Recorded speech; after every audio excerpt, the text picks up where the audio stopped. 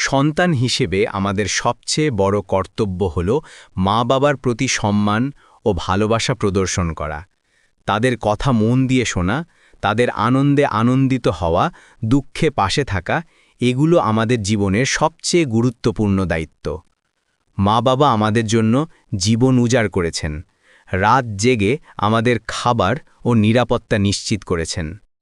আমাদের হাসি খুশি দেখতেই তাদের ক্লান্তি ভুলে যায়। তাই আমাদের উচিত তাদের প্রতি সদয়, ধৈর্যশীল ও সহানুভূতিশীল হওয়া। কখনো তাদের ক্ষতি করা বা কষ্ট দেওয়া চলবে না।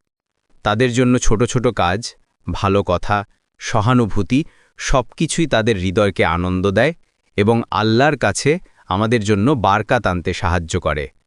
মা-বাবার প্রতি আমাদের ভালোবাসা, শ্রদ্ধা ও যত্নই আমাদের চরিত্রকে আলোকিত করে এবং আমাদের জীবনের পথকে সুন্দর করে।